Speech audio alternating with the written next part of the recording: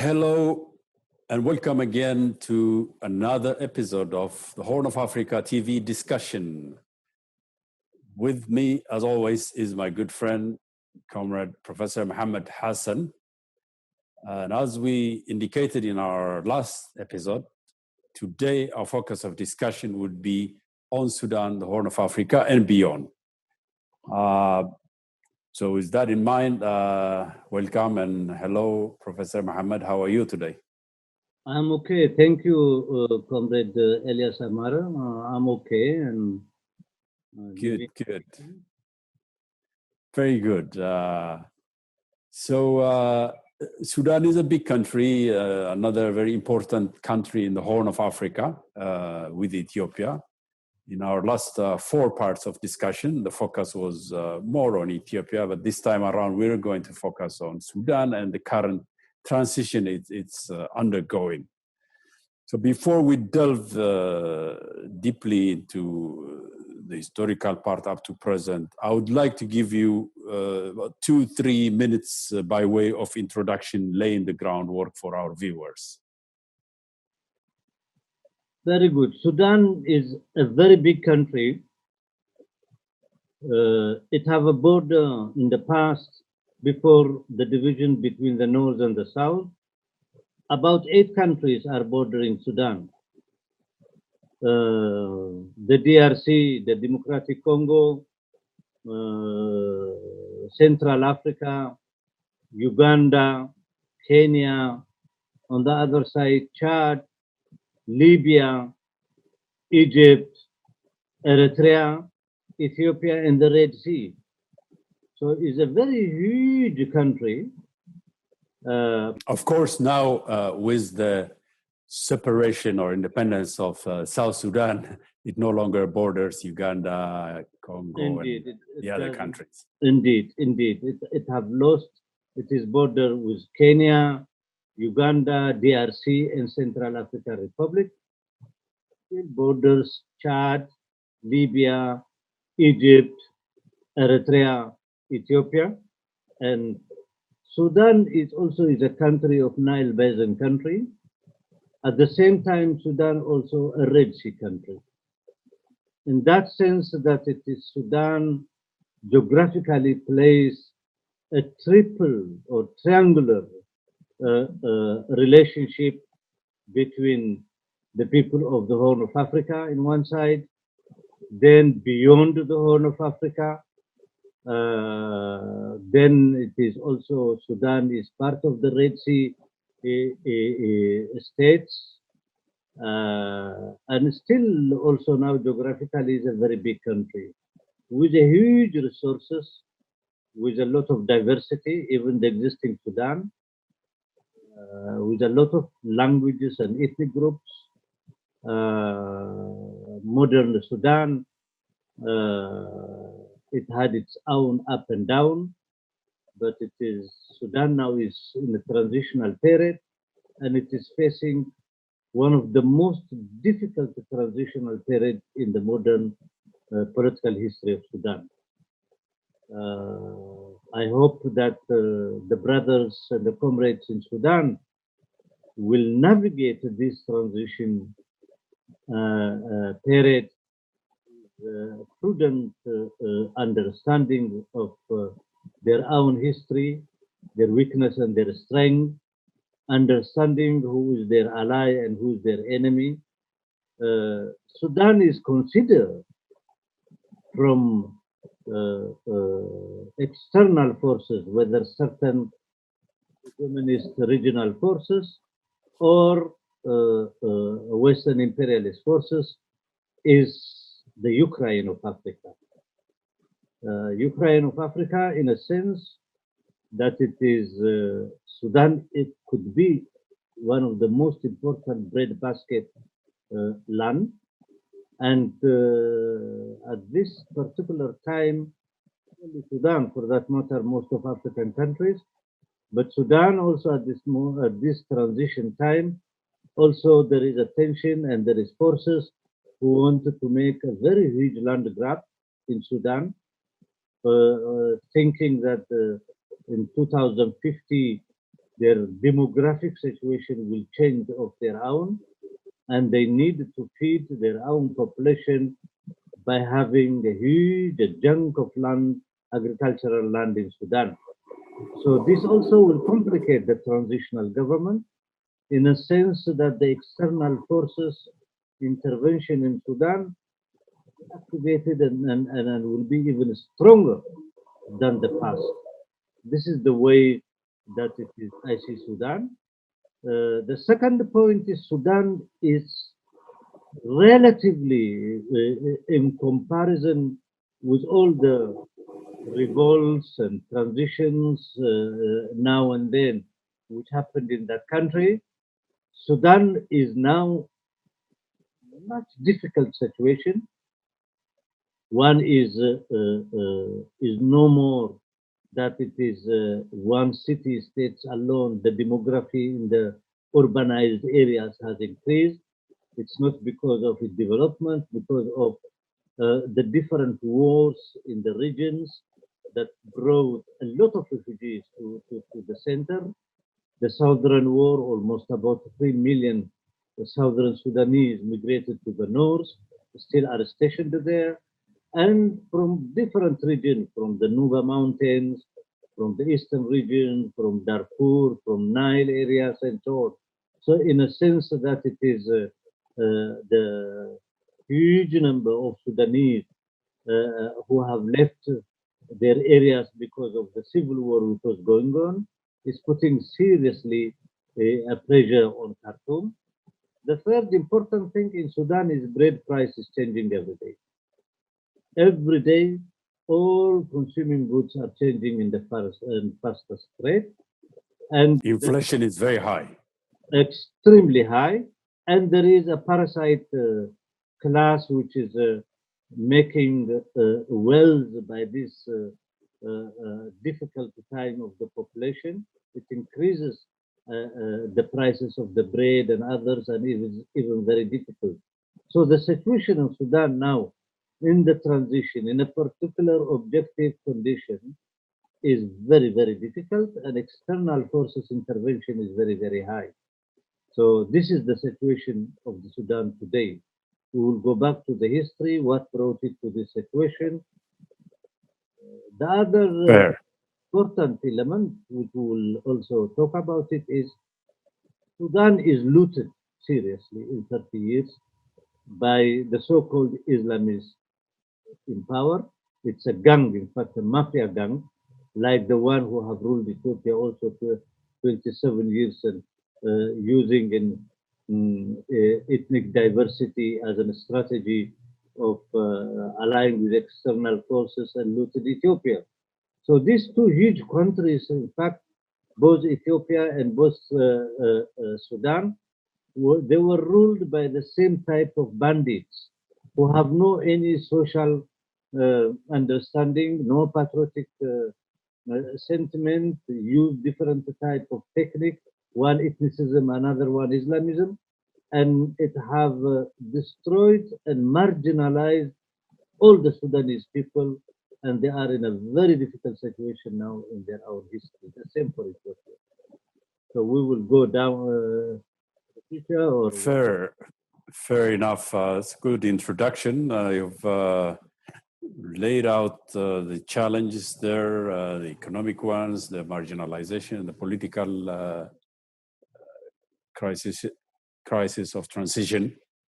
But we need to understand the past, I think, how Sudan was created as a modern nation state, like all African states, more or less in the 19th century, late 19th century, as a result of the so-called Scramble for Africa, 1885, the Berlin Conference.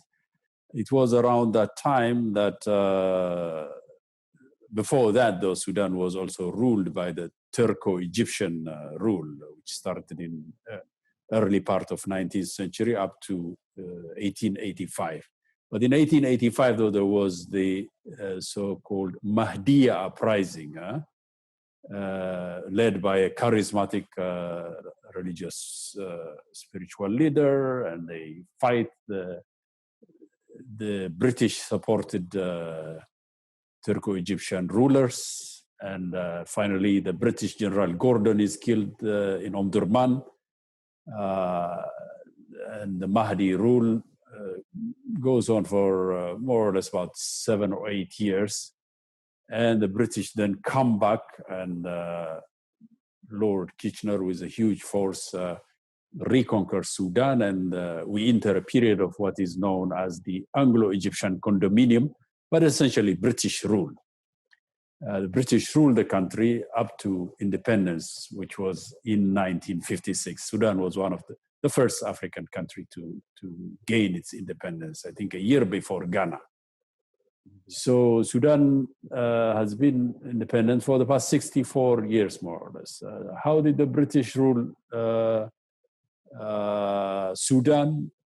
Well, it was a divide and rule strategy that they followed, like they do in all of their colonies. But in particular in the Sudan, they cordoned off the southern part as a protectorate and a separate administration, whereas the northern part was administered differently. So there was this uneven development, religious divide. The south was open for missionaries and what have you. So the two parts, the northern part, southern part, were administered differently.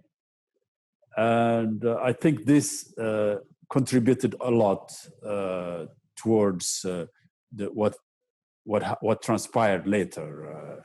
The post-colonial elite did not properly understand, I think, this uneven development, this divide.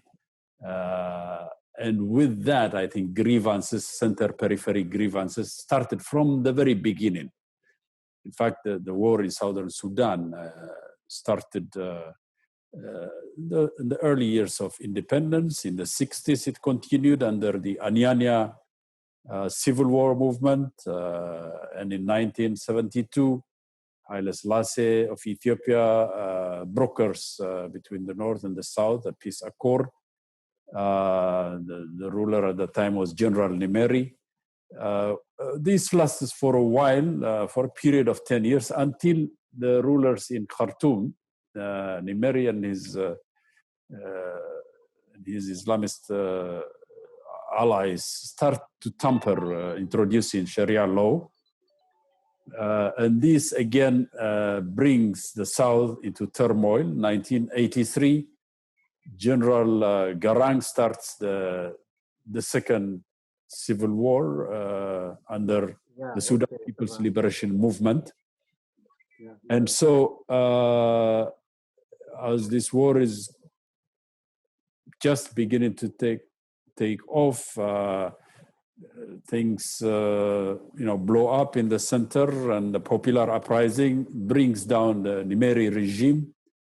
And then there is a period of civilian transition. But again, by 1989 happens a military coup d'etat with the alliance of Islamists and Hassan Turabi, of course, Sheikh Hassan Turabi, who was the eminent Greece or spiritual leader of and the mastermind of the coup d'etat. Of course, Turabi was at that time conveniently in jail, just to confuse the rest of the world that the Islamists don't have anything to do with this coup d'etat. But it was well known that he masterminded it. Of course, General Umar al-Bashir takes over as a military ruler in 1989. And that Islamist regime continues to rule or misrule Sudan for 30 years. And it was one disaster after the other. The war in the south intensified, and essentially the separation could have been averted had there been wise political leadership in the north.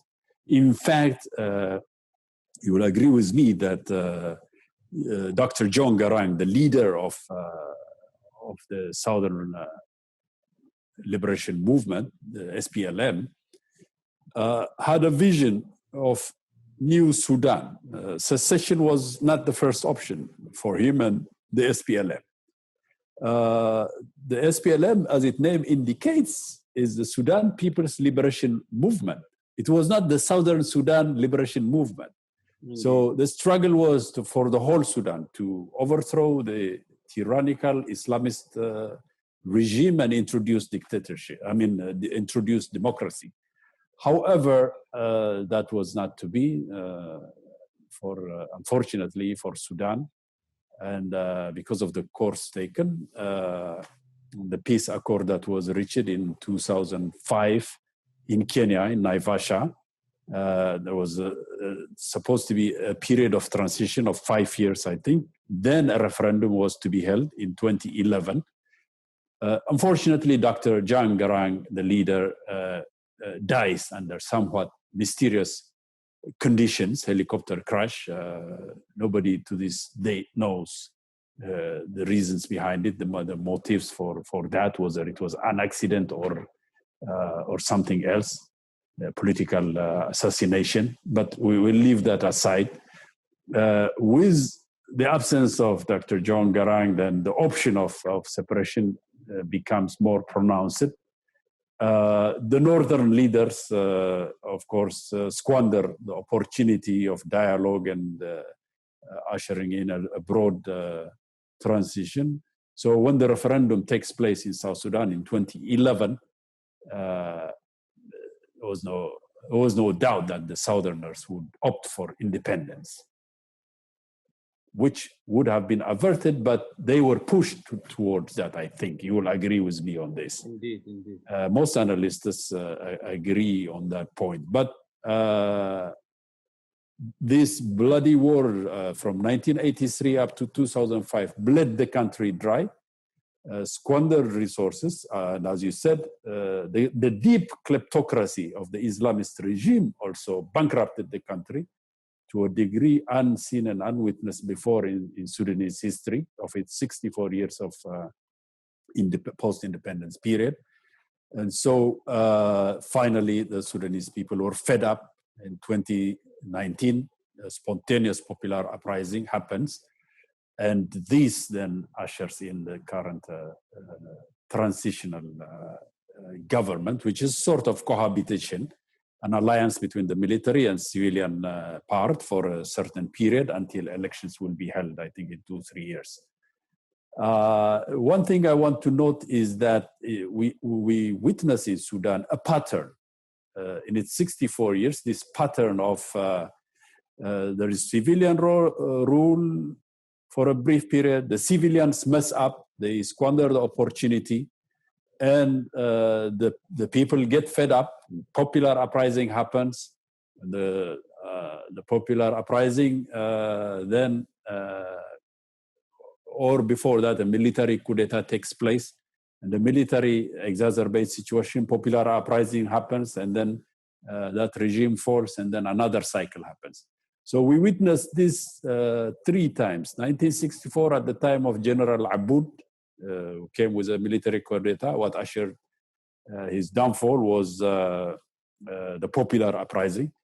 The second one, again in 69, the military coup d'etat of General Nimeri with the alliance at first of the socialist communist forces, but then that divorce happens in 1972-73.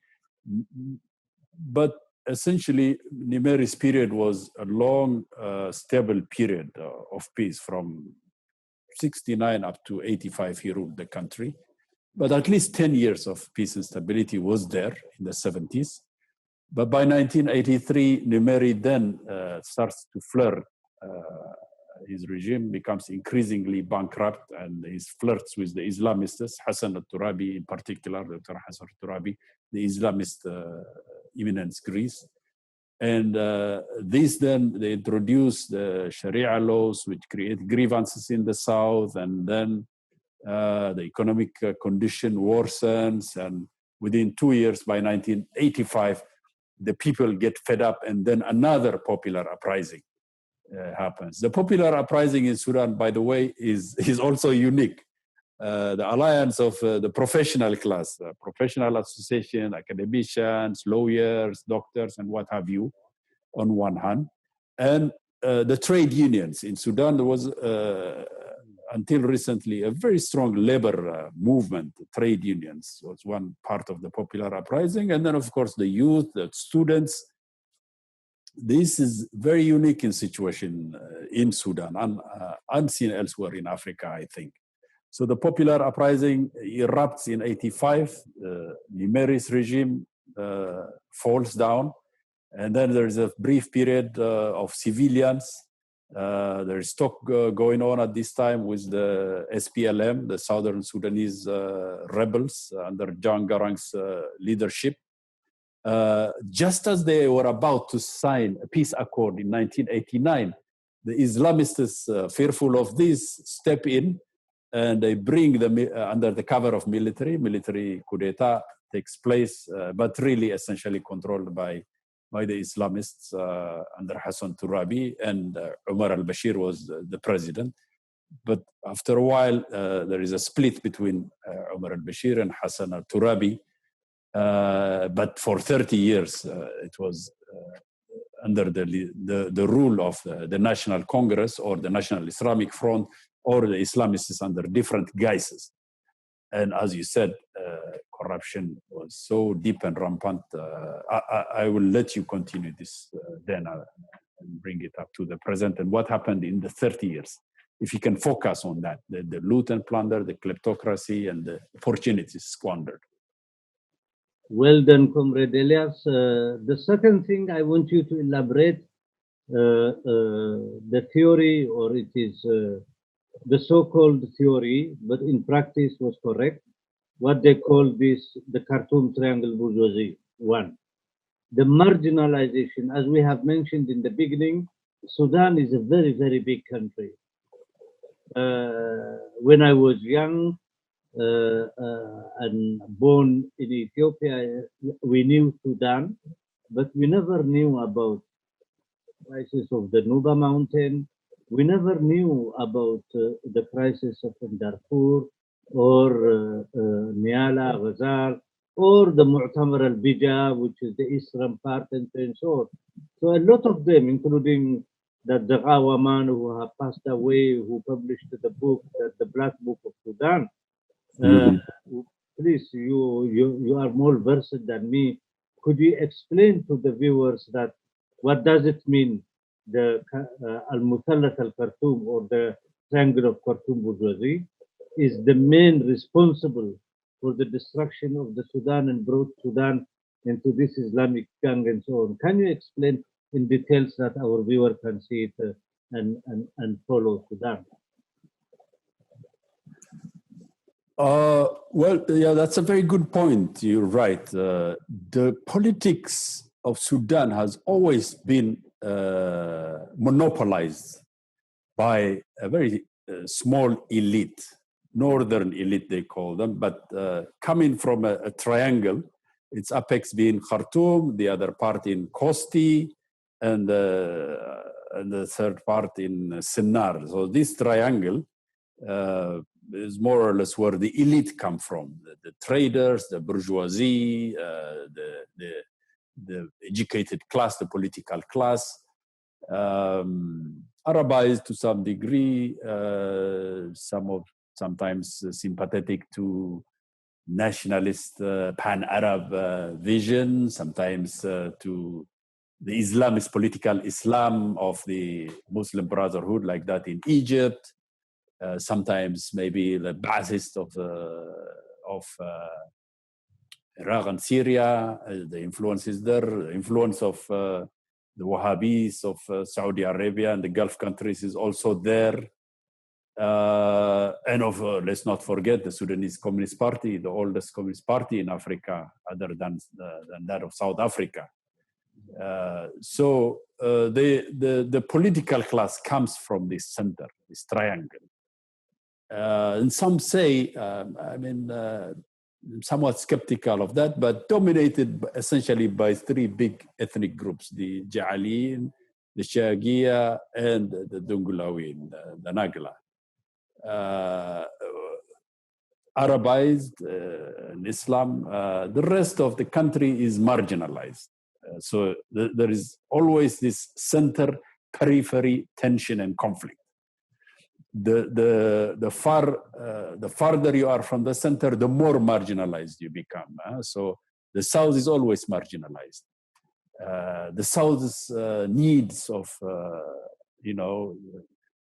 more attention and focus towards development to bring it into even development with the rest of the country is always neglected. The eastern part, as you mentioned, the Beja, the Bani Amr in the eastern Sudan are also another periphery. Even the northern part, the Nubians are also marginalized. Darfur on the west is marginalized. This marginalization then leaves the population in these peripheries no option but to take up arms. Insurgency is the only option to get the attention of the center. And this vicious cycle keeps haunting the country. As you said, Sudan is a rich country. It could be the breadbasket of Africa. This breadbasket thing, I used to hear about it in the 70s when I was there in the Sudan as a young Eritrean refugee going to school there. My high school years were done in Sudan. So I know Sudan very well, Sudanese people. I never felt as a refugee in Sudan. They're very good people, good-hearted, kind people, very friendly. But the leadership is always, I think, the failure of leadership is always there. And from one crisis up to the other, this certain center periphery marginalization and conflict always happens. And as I said, the popular uprising then sweeps off the old regime. Some kind of reform is ushered in. But then again, the new elite also mess up, keep doing the same mistakes. So it's like a vicious cycle, I think. That is one aspect, I think, that needs to be, in this particular crisis period especially, if Sudan is to be kept intact now, this marginalization of peripheries must be addressed. Without that, the future will be jeopardized. So we hope that the new leadership will learn from lessons of history. You're not condemned to repeat history.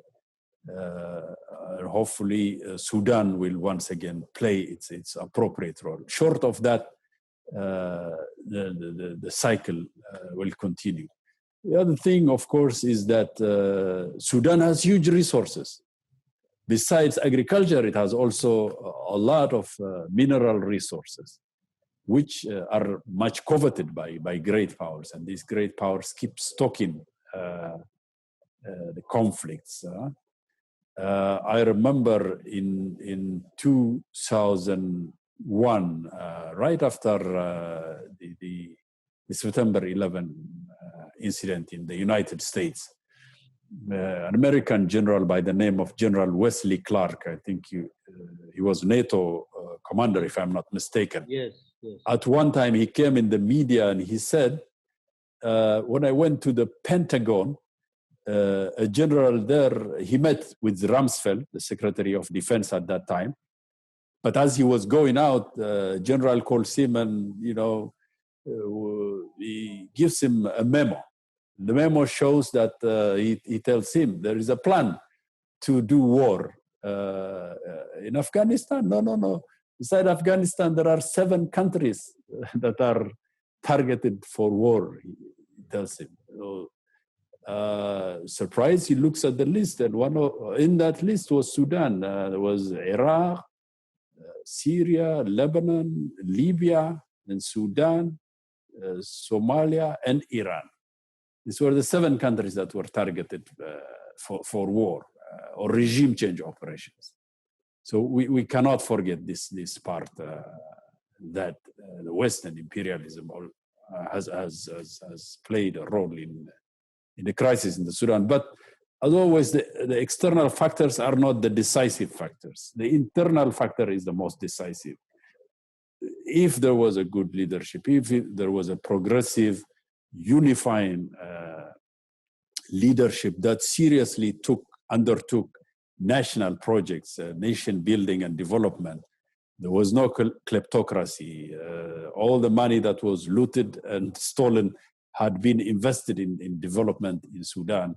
Sudan now would be the model for the rest of Africa in terms of the economic development and the economic powerhouse for our region, really. So I think that's what I could say in this regard.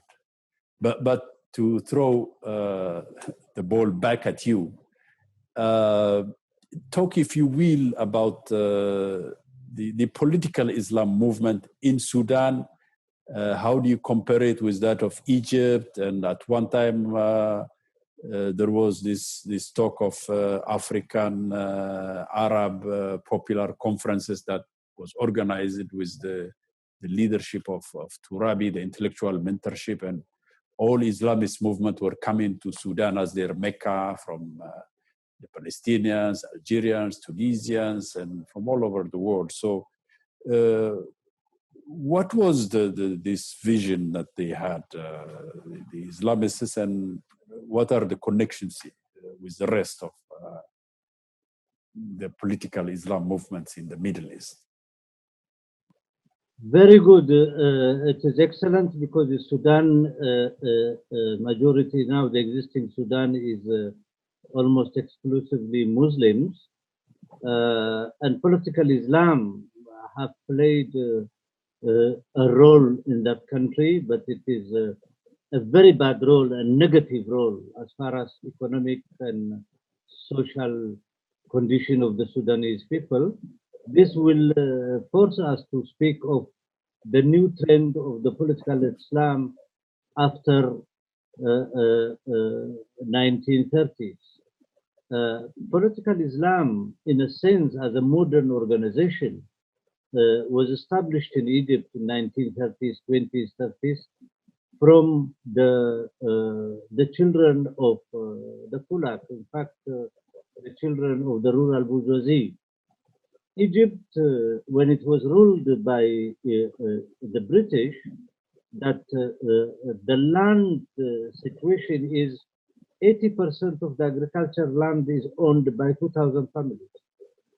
Mm-hmm. In fact, most of the farmers in Egypt, they were slaves, 2,000 families. Serfs, more or less. Huh? Serfs, you could say. Serfs, even serfs are better sometimes. Mm-hmm. The second is that the remaining 20% of the farming land is owned by 20,000 families. So to say an Egyptian in a real and in a statistical analysis until 1952, they don't constitute even 100,000 people, the Egyptians.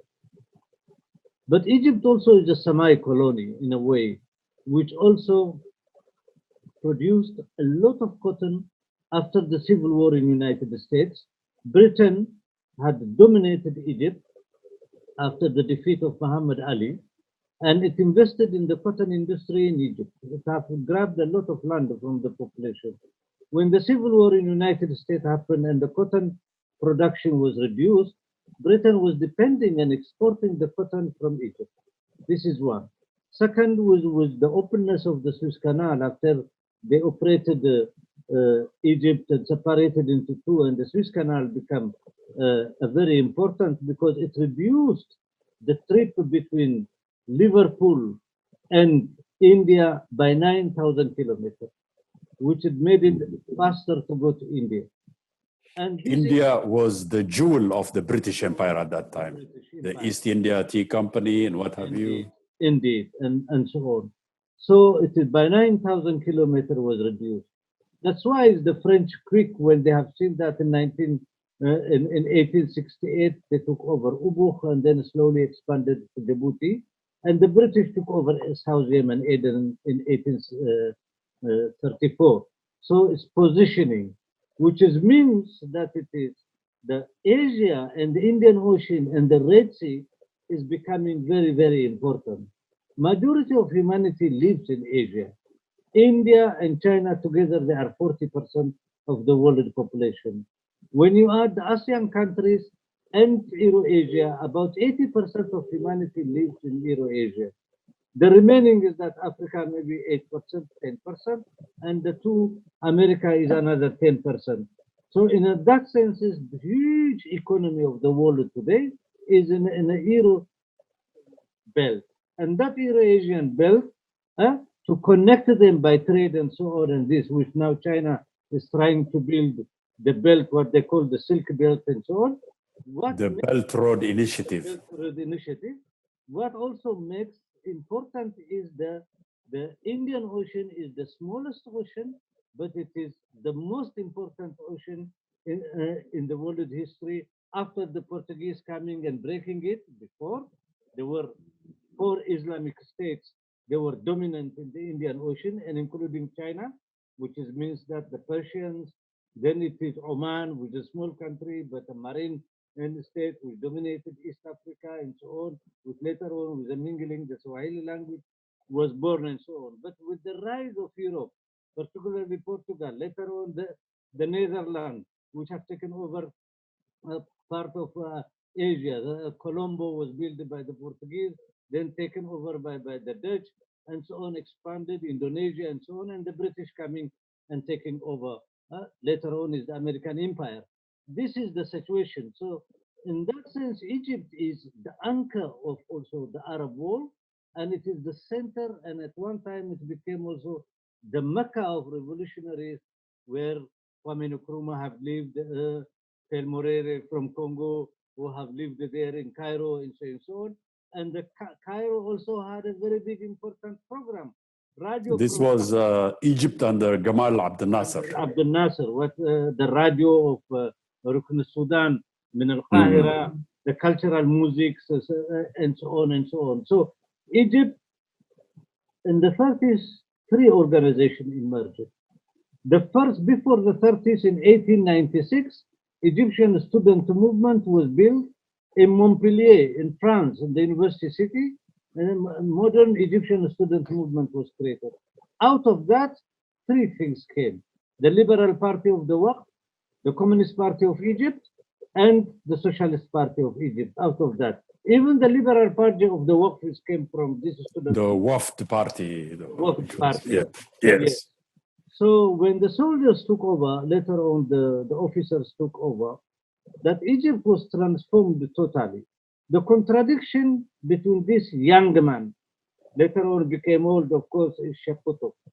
Sheikh Qutb is a literate, a man who is of literature, wrote a lot of in Arabic literature and so on, and later on joined the Muslim Brotherhood and became an ideologue. The 2 important ideologues, in fact, I say the 3 important ideologues in the modern political Islam. I'm not speaking of the feudal type of the Wahhabist one. The modern political Islam are: one is in Egypt is Sheikh Qutb. The second one is, which later on he was against Pakistan, but after it was created, moved to Pakistan, married to Irish woman, is Al-Mududi. The third one is the one who had been in the reformist movement under the end of the Ottoman time, but later on he developed the Noor movement, which means Sayyid al-Nouri, half Kurd and half Turkish. Out of him, of Sayyid al-Nouri is also an ideologue of the Islamic movement, but in a pacifist way, and in taking over, Islamizing the society and winning the election. And they have succeeded in Turkey, the Erdogan group, the Muslim Brotherhood, and the Gulen movement. Both of them they take the Noor movement. Noor is light. The journal is called Noor because Sayyid al-Nouri is their ideologue. Sheikh Qutb in 1940s, he traveled to Italy, and he was fascinated by Italian fascism. And then he went from there to France. From France was also under a fascist system. And then finally he went to the United States and he came back. When he came back, in his way to Egypt, a book fell in his hand. It is written by a French scientist. His name is Alexis Carrel. It is in my book. Alexis Carrel is in 1912. He used to work for Rockefeller Foundation in New York. And he got a Nobel Prize by discovering a white cell and red cell. And he got a Nobel Prize. But after that, he became extreme Catholic and extreme anti-science. And then he wrote a book which is called Man is Unknown. These books in the French colonies and including Belgium colony, Congo, it was a compulsory in secondary school. This person later on, when France fell under the fascist system, he became the first fascist minister of education of the fascist state. So under the Vichy government. The Vichy government. When Yes. Kutub, he took over this book and he studied this book. Out of that, he produced two books. One, that is the socio-economic policy, the economic policy of political Islam. And political Islam, after all, it is property is holy.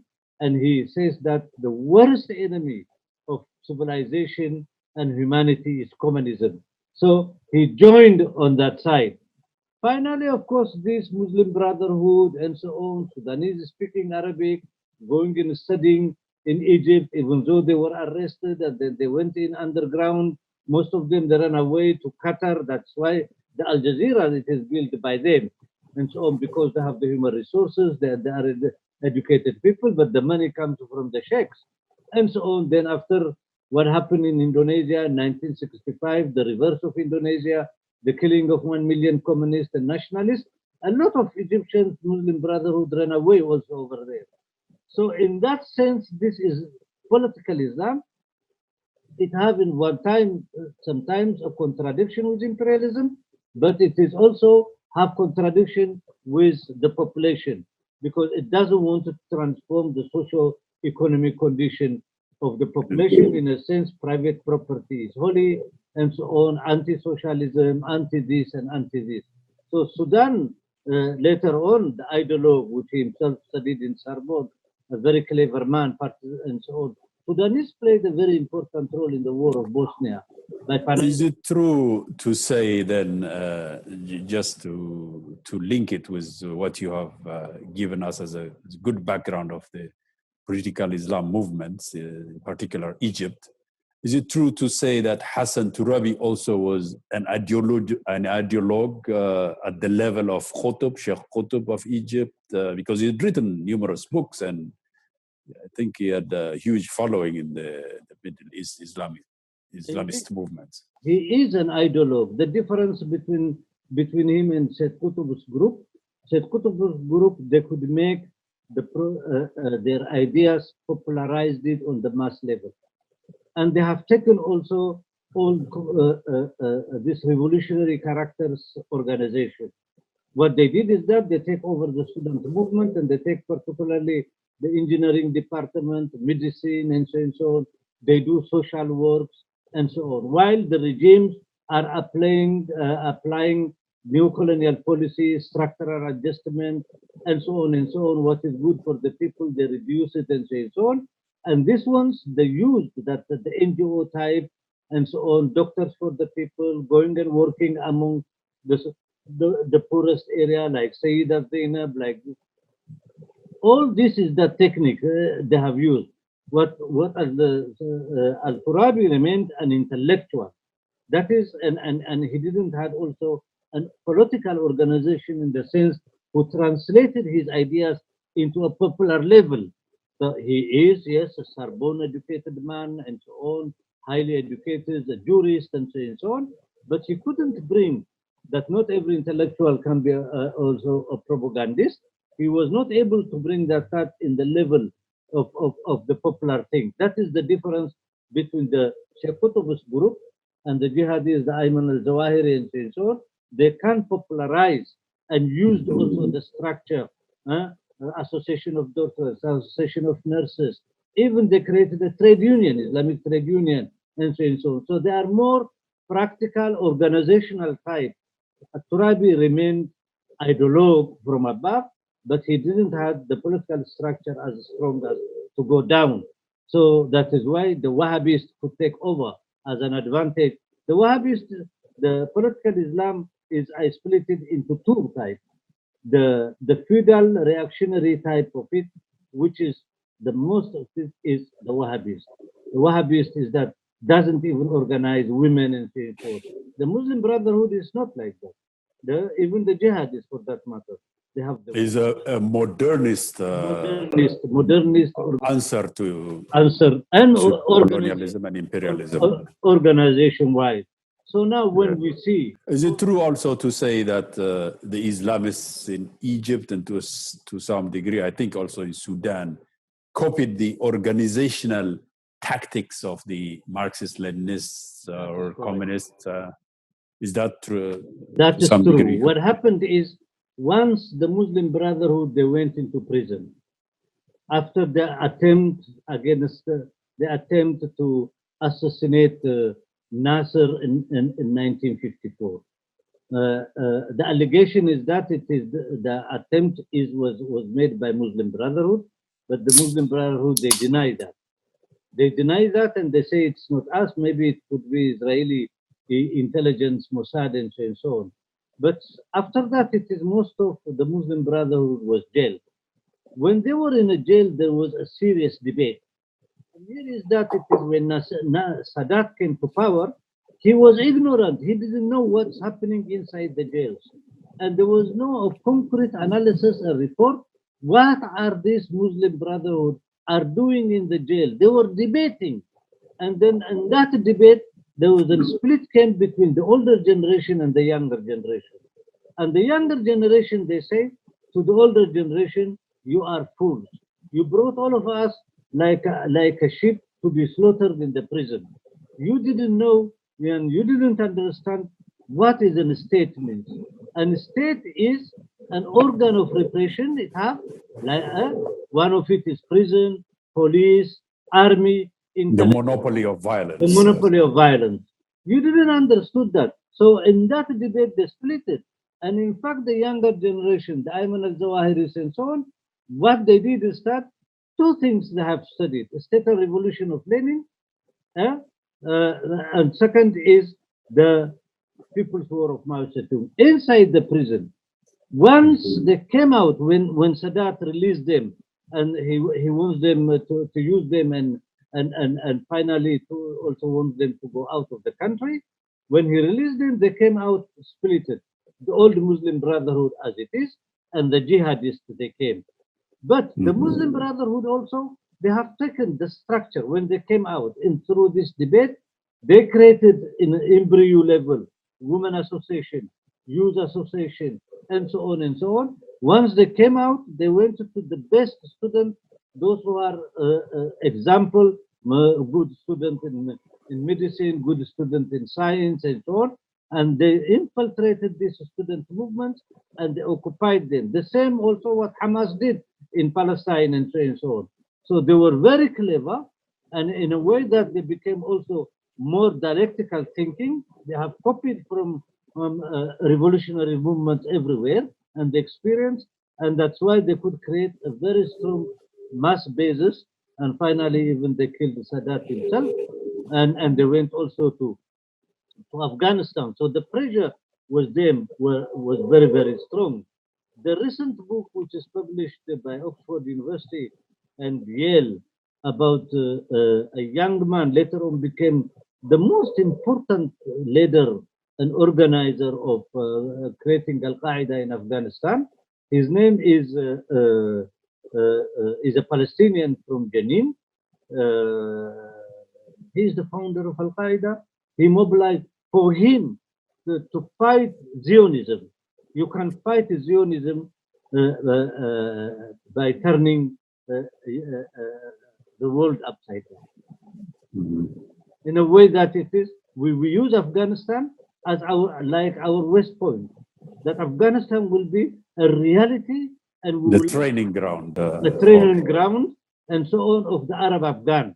And we have to mobilize as much as possible, use all forces against the communists, of course, on one side, but at the same time, prepare for the second war against the imperialist forces, United States and Israel, and so on and so on. So Azam has recently published his book. It's about 600 pages.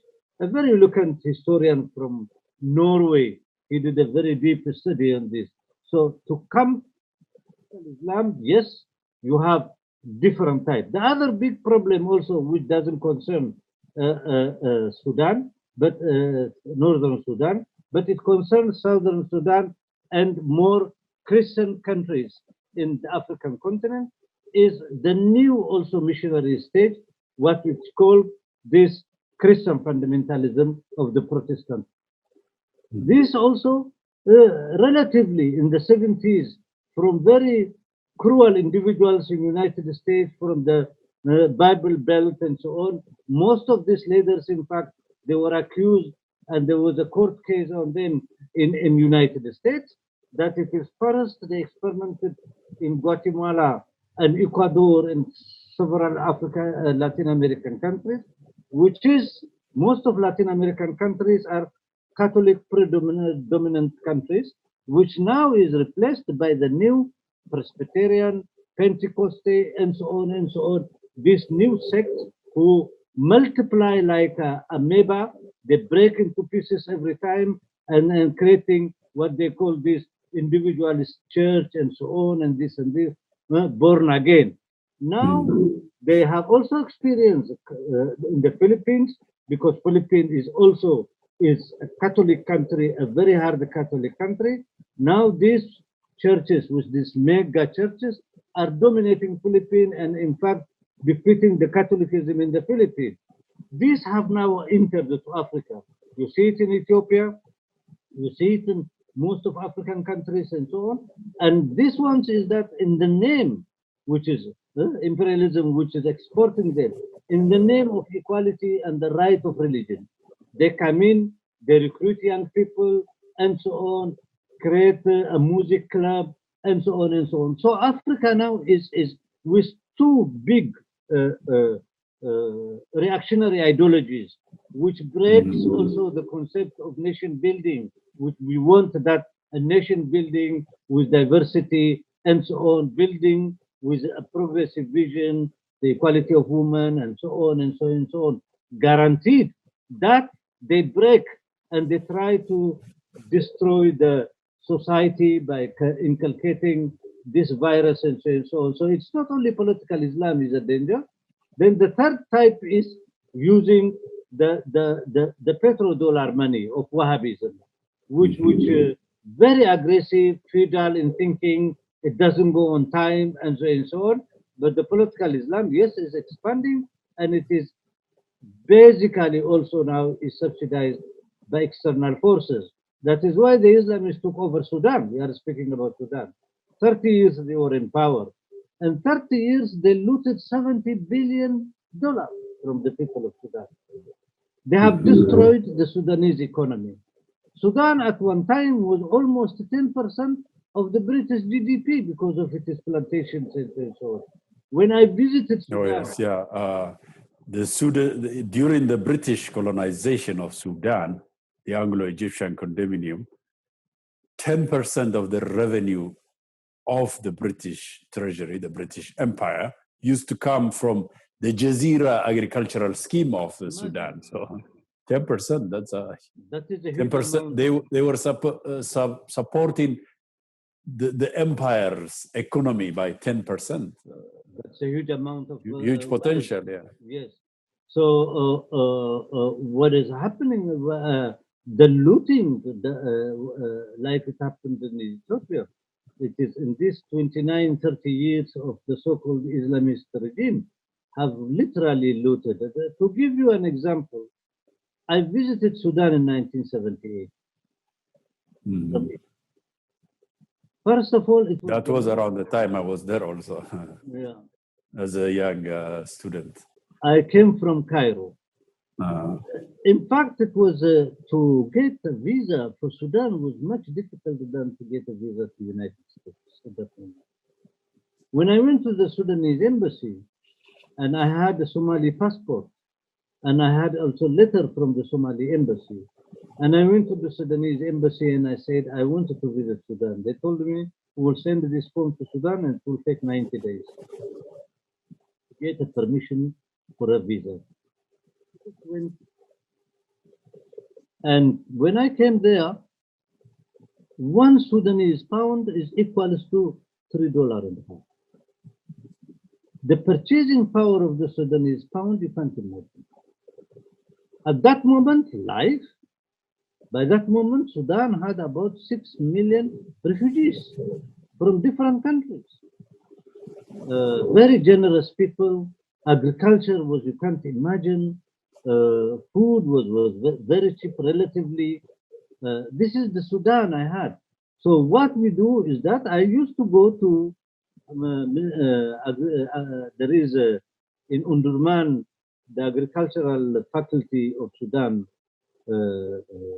I go there and I go to the student mesa and I eat freely, including they give you dessert and so on. I never paid anything. I always go there and I ate, and nobody asked me whether I am a Sudanese or a student or not, because it is very expensive for me in a sense that one Sudanese pound is $3.50. Went back to Egypt. I traveled by the train. I traveled by train to Egypt, from Khartoum to Atbara.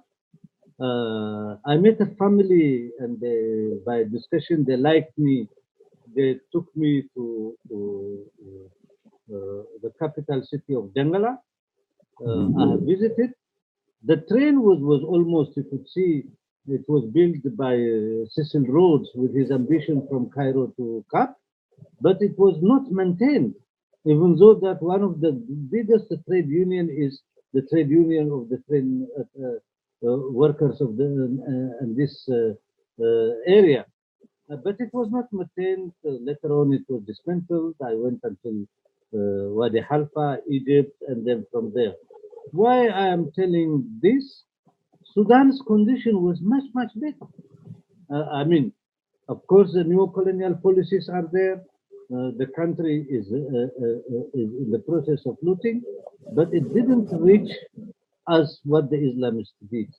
It really destroyed that country. Sudan had a very good music school in Undurman.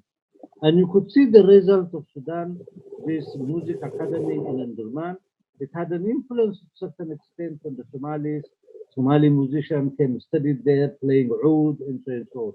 So Sudan cultural influence in the 60s, 70s, it had been very huge. The music, the balabal, Wardi, Akabili, all this. So this is the Sudan which remained in our mind. I'm sure that a lot of young people, they don't see it. But when I was a student in Cairo, that it is Rukn Sudan, it was the whole day and night. It was songs of Sudan and so on was released from Cairo. Now, exactly, that's my memory too. Plus, the political culture of Sudan was also advanced, relatively compared to the rest of the African continent, in particular the Horn of Africa.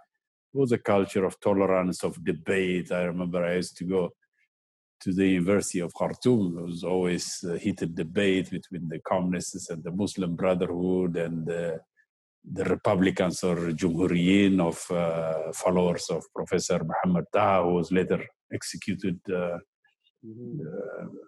by Nimeri with the push of Hassan Turabi, of course. But before the coming, as you said, of the Islamists, there was a vibrant culture, intellectual development, debate was there, tolerance, attitude, culture, arts, literature.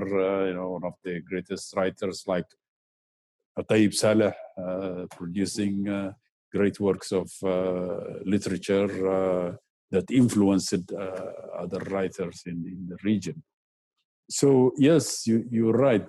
From that level, it deteriorated, and 30 years of misrule under al-Bashir and the Islamists has really destroyed the country. Like the external debt alone is about $60 billion. That's debt to foreign banks and foreign countries.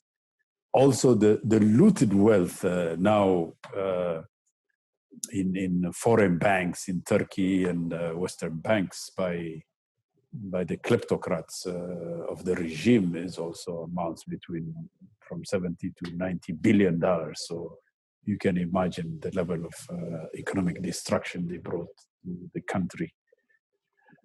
But in the remaining few minutes, let us talk briefly by way of wrapping up the uprising that happened in the Sudan, and compare and contrast that with that of the Ethiopian uprising, the popular uprising, both of them. But the Sudanese popular uprising is like a tradition.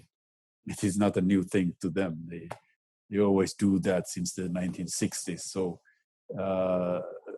please wrap it up neatly for us, and we will continue the discussion in the next segment, and hopefully. I don't know how now is in Khartoum. In fact, I consider the situation in Khartoum is like dual power. On one side, you have the army, and the other side, the civilians and the different social forces together from the civilian are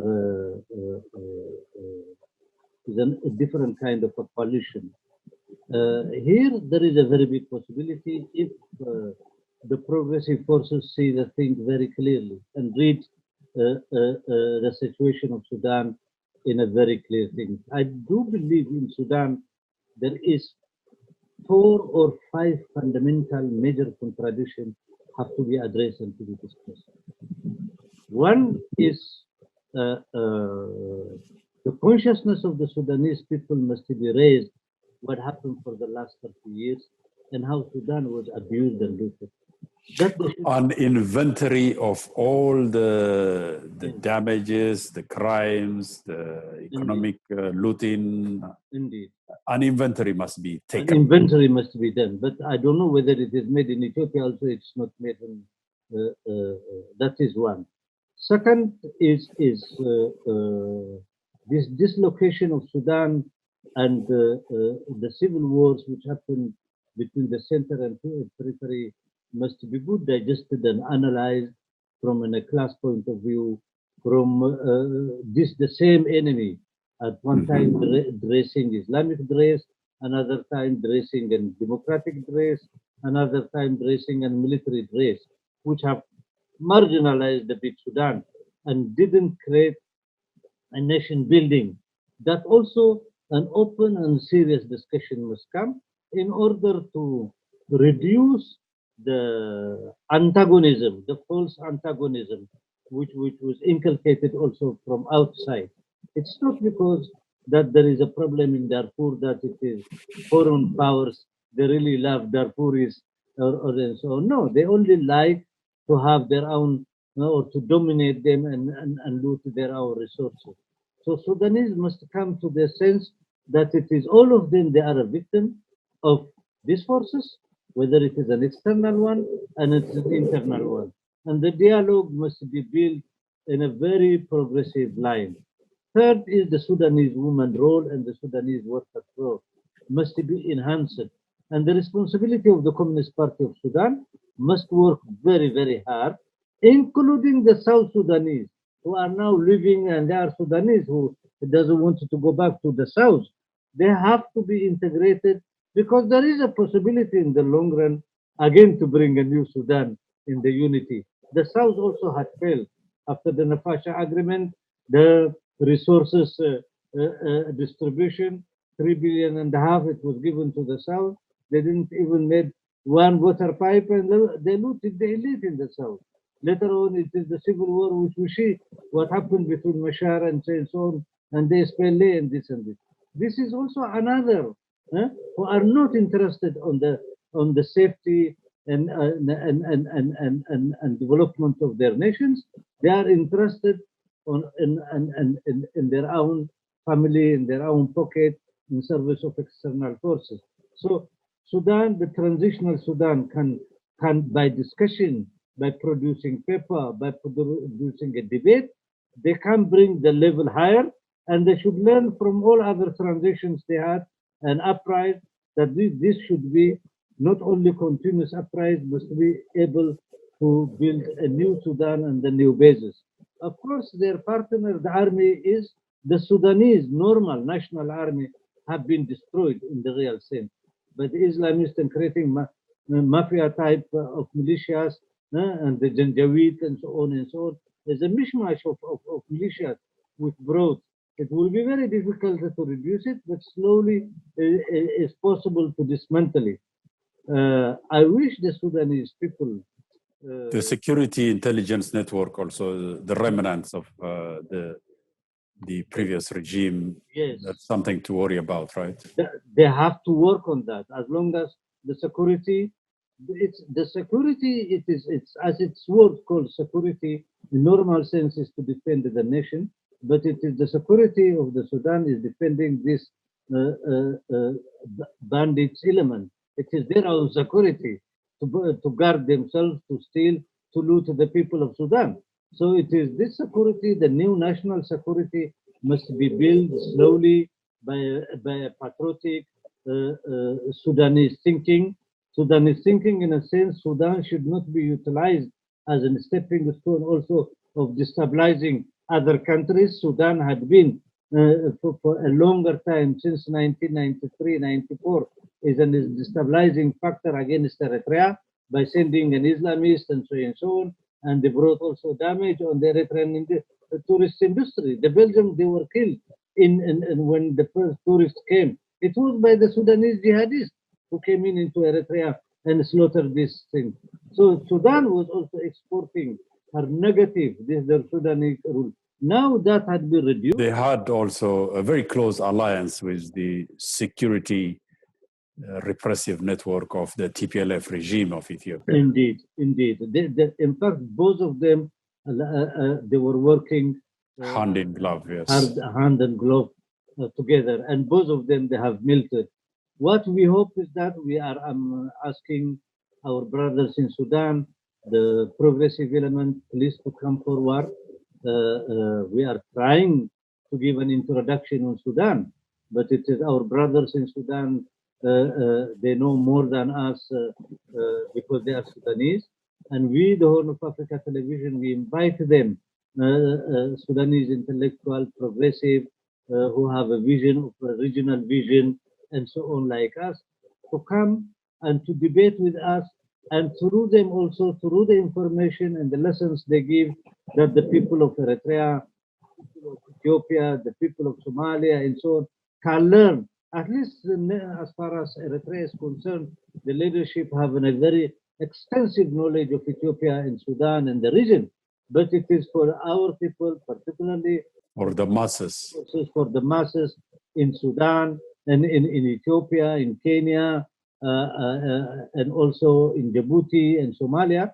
I really appeal to my brothers and comrades, brothers and sisters and comrades to come forward and to participate with us in the debate. We want several programs about Sudan to make, because Sudan is very big. It leads, it's a place in the Horn of Africa. Sudan is one time is an Horn African country, another time is a Nile-based country, another time a Red Sea country. So in all this, and the fourth, she is a Horn of African country. It engulfs a lot of places, and I appeal to the Sudanese progressive forces to come forward. To come and join the discussion here.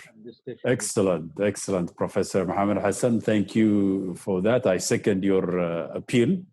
We are seeking several candidates, several potential guests to broaden the discussion, and hopefully we'll do 2 or 3 parts on the Sudan in particular, focusing on the current transitional stage, the crisis facing the country.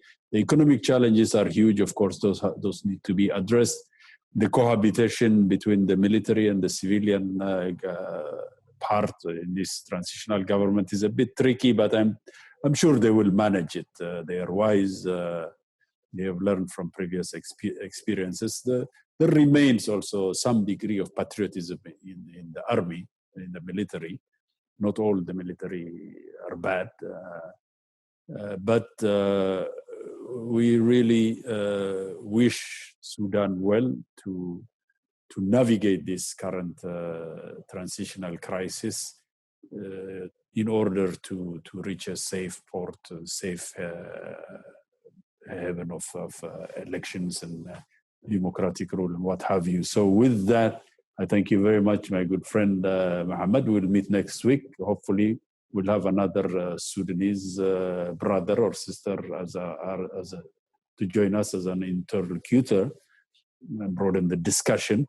Until that time, we bid our viewers to have a safe and peaceful stay.